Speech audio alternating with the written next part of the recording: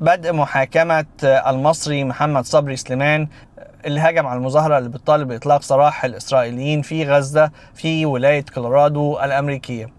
محمد صبري سليمان عنده 45 سنة، جاء أمريكا سنة 22 بفيزا وقعد لغاية لما كسر الفيزا، وبعد كده قدم سنة 23 على لجوء.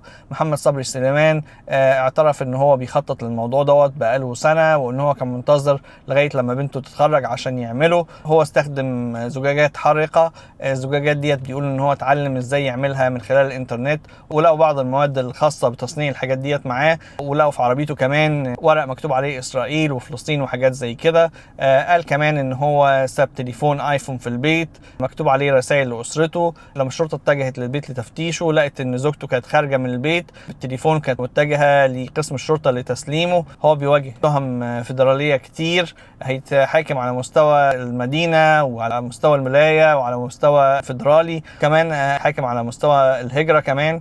الموضوع هيبقى طويل وهيبقى فيه حاجات كتير، لكن جرائم الكراهية ديت لا تؤتي بأي ثمار.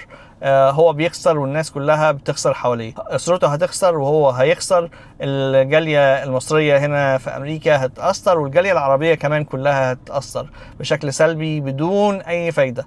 مفيش أي فايدة من العنف. لما بتأيد قضية معينة بتأيدها بشكل سلمي، بشكل مفيد، بشكل إيجابي. يعني لما اتجمعت الجالية العربية في ميشيغان خلال الانتخابات اللي فاتت وطلبت من الرئيس دونالد ترامب اللي بيترشح وقتها ان هو يوقف الحرب في غزة، هو بدأ ينفذ القصة ديت. هو ما نفذش كل حاجة لكن حصل ضغط وحصل تأثير. احنا المفروض نكون متجمع نفسنا عشان نكون لينا صوت ولينا قوة، وده اللي كان بدأ يحصل في ميشيغان. الجالية العربية كبيرة جدا بس احنا للأسف مفتتين، كل شوية في حتة وبيعملوا تجمع مع بعض وخلاص، او ما بيعملوش اي حاجة. لكن مفيش صوت عربي واحد، مفيش تأثير عربي واحد. كل واحد يقول لا احنا مثلا احنا مصريين، احنا امازيغ، احنا سوريين، احنا من الجالية اليمنية، احنا من الجالية العلانية، احنا مسيحيين، احنا مسلمين، احنا كذا.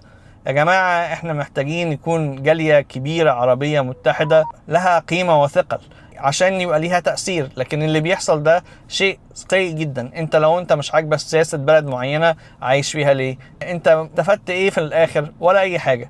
الضرر دلوقتي وقع على الجميع وهيتأثر بيه ناس كتيرة، واولهم تاني وتالت ورابع أسرته اللي هتعاني بشكل كبير الفترة اللي جاية. خلينا نشوف الدنيا توصل لغاية فين. تحياتي للجميع، لؤي العاصي من نيوجيرسي، مع السلامة.